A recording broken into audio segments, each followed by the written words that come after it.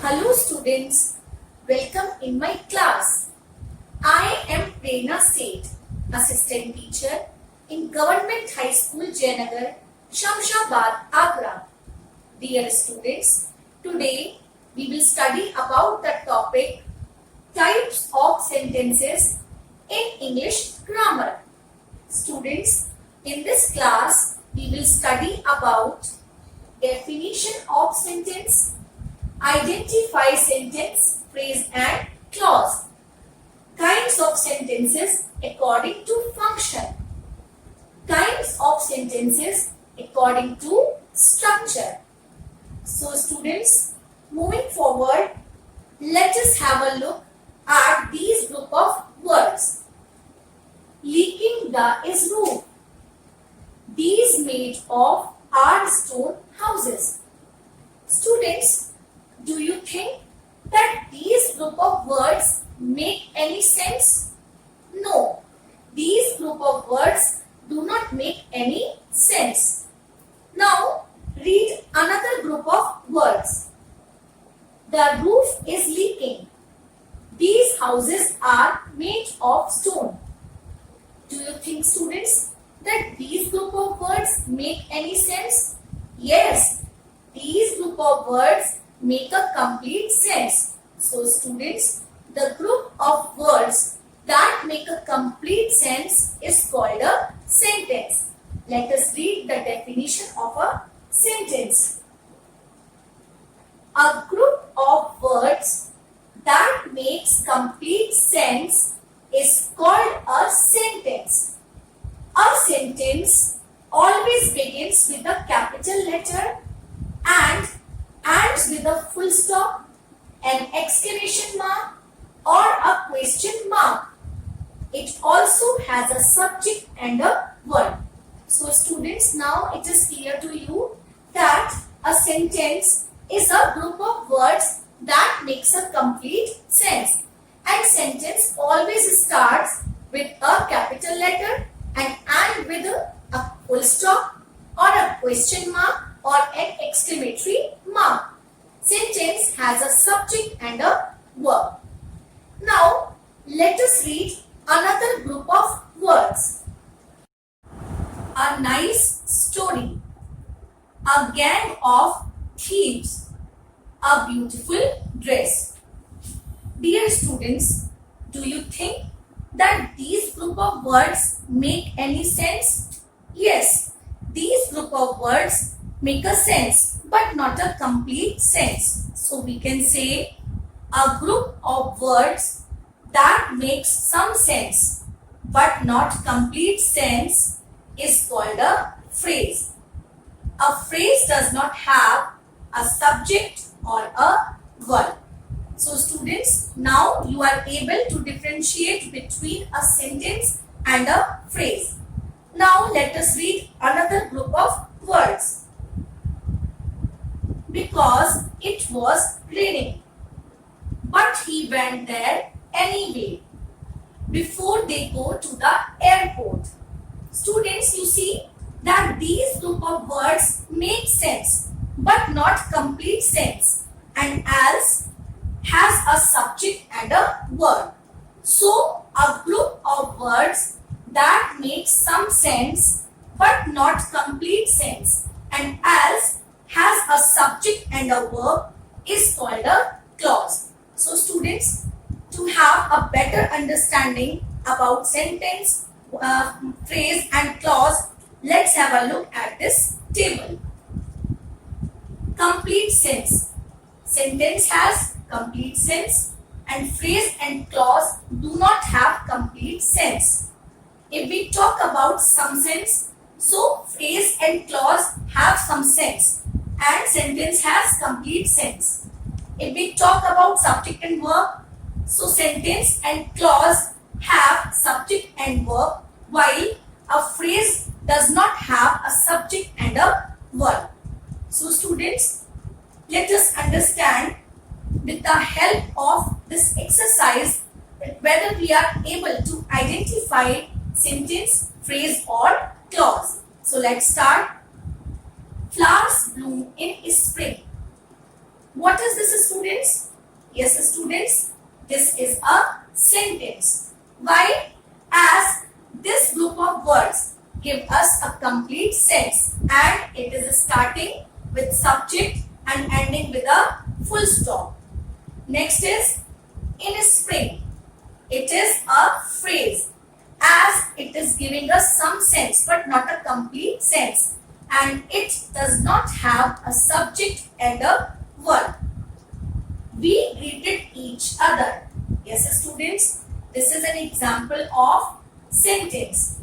Why it is a sentence? As this group of words is giving us complete sense and it is starting with subject as a verb greeted, so we can say that this is a sentence. Because it was raining. Yes, students, this is an example of clause. Why? Because this sentence is giving us some sense but not a complete sense, and it has a subject it and verb was. The plan of the city. What is this, students? Yes, this is an example of phrase. Why it is an example of phrase? As it is giving us some sense, not complete sense, and it does not have subject and a verb. At the station. Again, it is an example of a phrase. Why? As this is not giving us complete sense and it does not have a subject and a verb. So students, at the station is an example of a phrase. Are you going to the mall? This is an example of sentence. Why? As this has subject you and verb are going, and it is ending with a question mark, so we can say that this sentence, this group of words is a sentence. Until I come back. Yes, students, this is an example of a phrase, clause. As this has a subject I and verb come, and the sentence is not giving us complete sense, so we can say that this is an example of a clause. So students, according to functions, sentences can be classified into 4 kinds. These are declarative sentences, interrogative sentences, imperative sentences, and exclamatory sentences. Let us learn more about them. Declarative sentences. These sentences state some facts. They are also called assertive sentences. We put a full stop at the end of a declarative sentence. For example, Rekha is learning her lesson. This example, this sentence is stating a fact that Rekha is learning her lesson, and it has a full stop at the end of the sentence. So we can say that this sentence is a declarative sentence. Interrogative sentences. These sentences ask a question. We put a question mark at the end of an interrogative sentence. For example, when will you come to Delhi? Student, as you can see that this sentence is asking a question that when will you come to Delhi, and it has a question mark at the end of the sentence. So we can say that this sentence is an example of interrogative sentence. Let's come to another kind of sentence, that is imperative sentence. These sentences express a request, a command, or a piece of advice. For example, please make some coffee for me. So students, you can see that this sentence is expressing a request. So we can say that this sentence is an example of imperative sentence. Exclamatory sentence. These sentences express sudden emotions and feelings. We put an exclamation mark at the end of exclamatory sentences.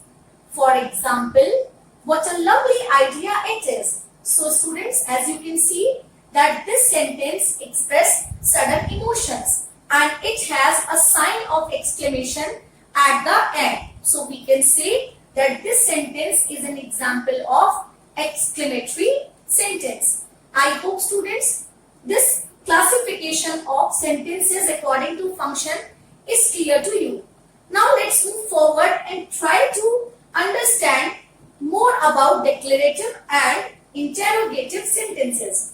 So, if we talk about declarative sentences, these sentences can be classified into two kinds: affirmative sentences and negative sentences. So, students, affirmative or positive sentences. Affirmative means a positive answer. An example of an affirmative statement is answering a question with the word yes. Affirmative is defined as something that confirms the truth. He is learning his lesson. So students, as you can see that this sentence is stating a sentence, a statement with the word yes. So we can say that this sentence is in the form of affirmative sentence.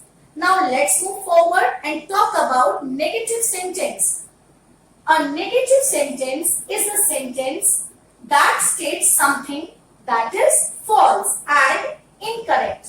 In English, we create negative sentences by adding not. For example, he is not learning his lesson. So students, you have seen that we have added not to make this affirmative sentence a negative sentence. Now moving forward, let's have a look at the kinds of interrogative sentences. These are of four kinds. First is yes/no questions. Second is WH questions. Third is tag questions. And fourth one is choice questions. So let us know about them one by one. So let us talk about yes or no questions. Yes/no questions are questions that need either a yes or no answer. For example, are you American? So the answer of this question will be no, I am not. Do you like ice cream? Answer can be yes, I do. So students, you saw that these questions need either a yes or no. So we say that these kinds of questions are called yes/no questions. WH questions. WH are questions that are asked using question words such as who, whom, what, when, where, why, how, which or whose. For example, what is your name?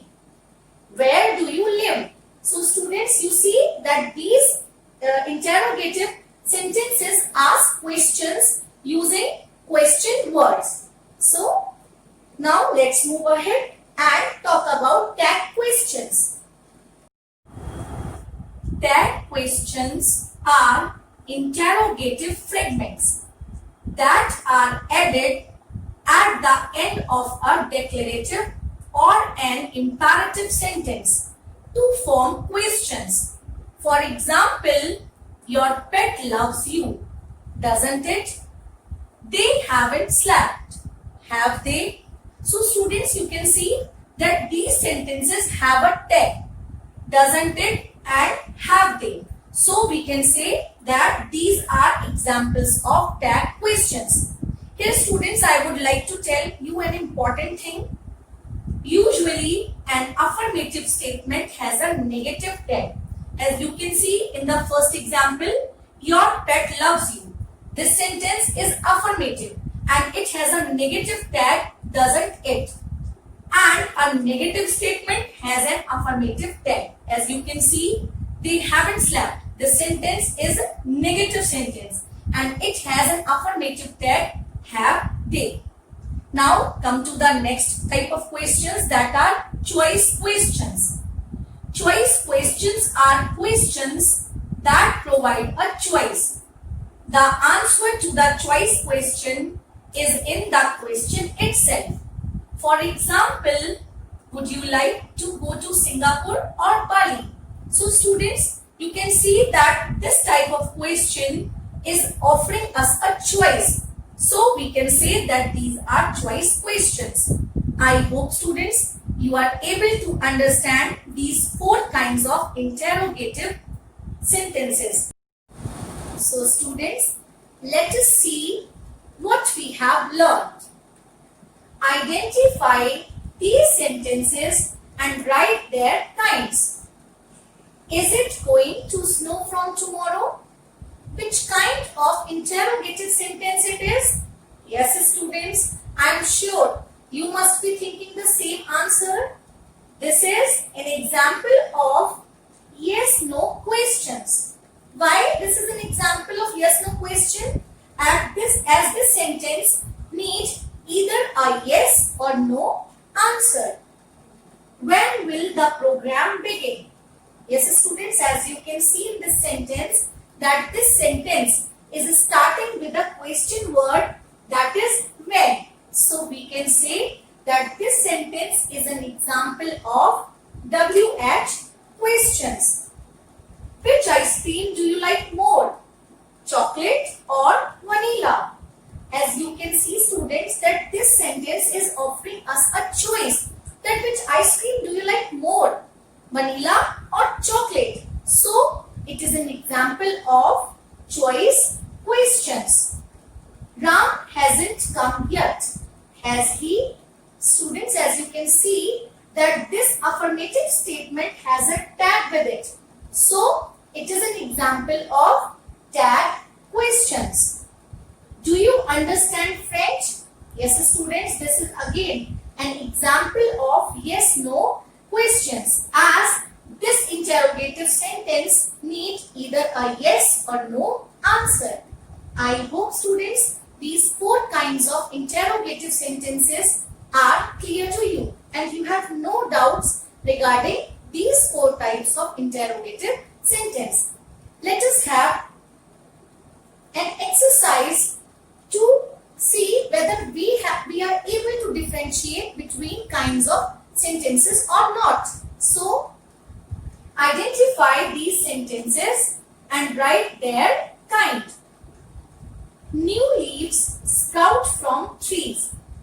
Yes, students, this is an example of declarative sentence.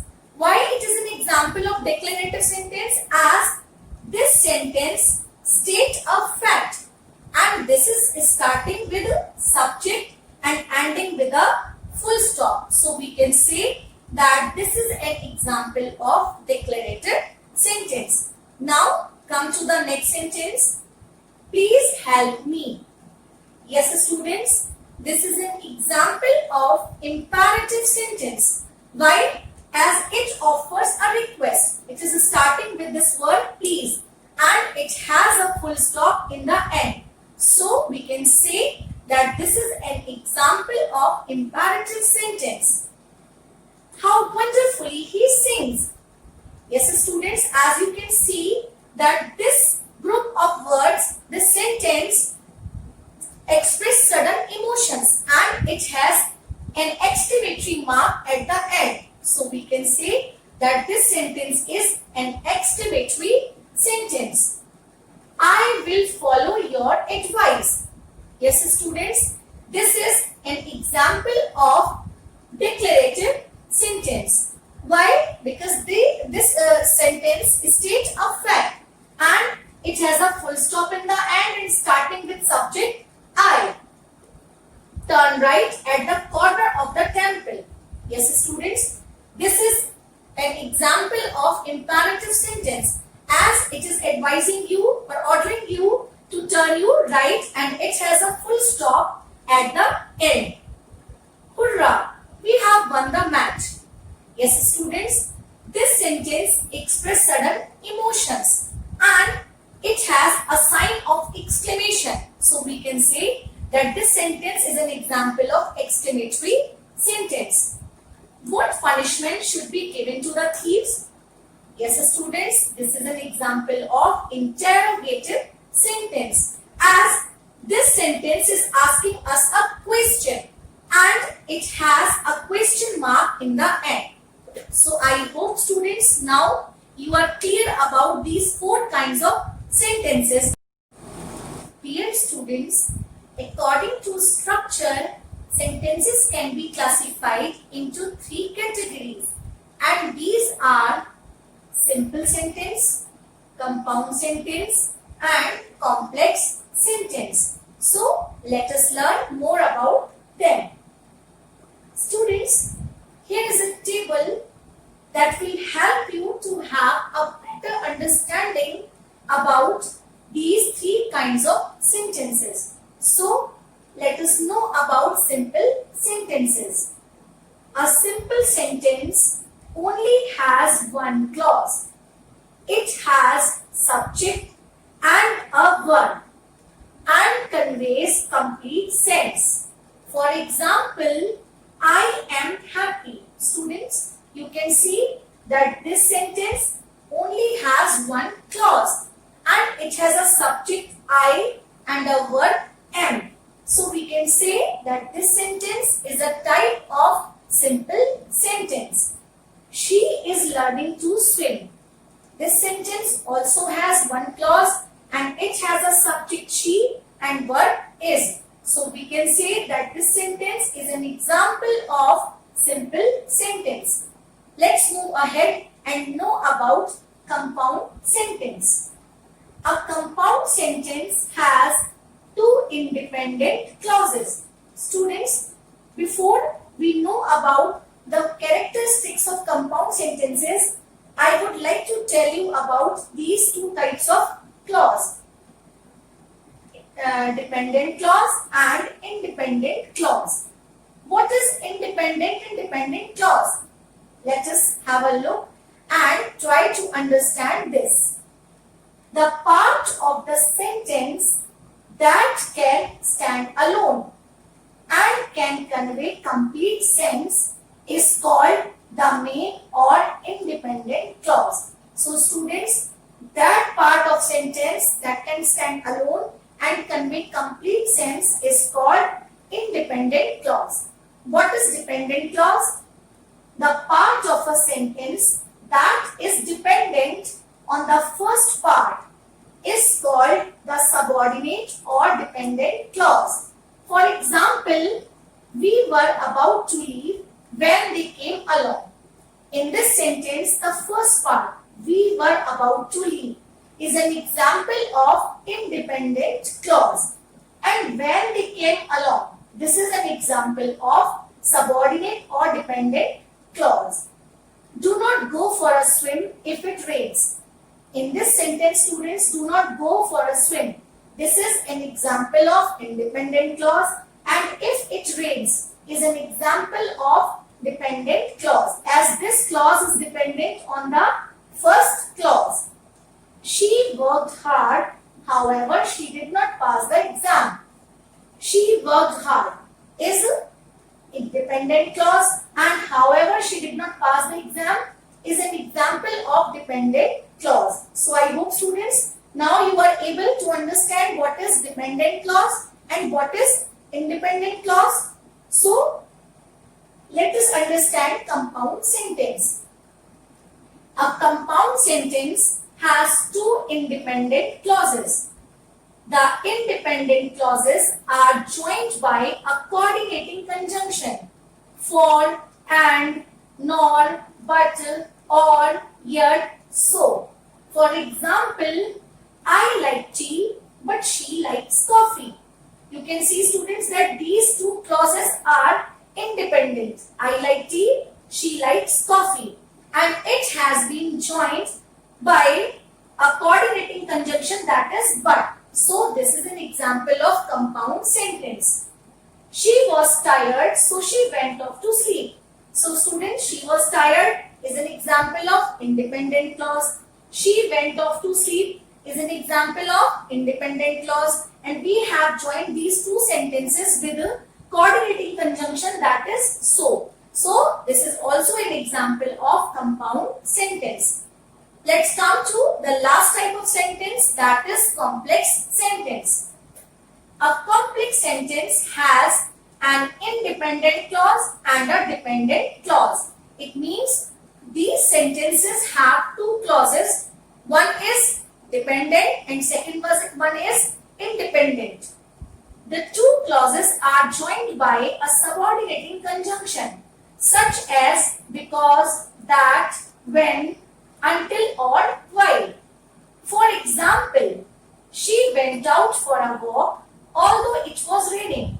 Students, as you can see that she went out for a walk is an example of independent clause, and although it was raining is an example of dependent clause. So this sentence has two clauses, one is dependent and the other one is independent. So we can say that this is an example of complex sentence. The train left before I reached the station.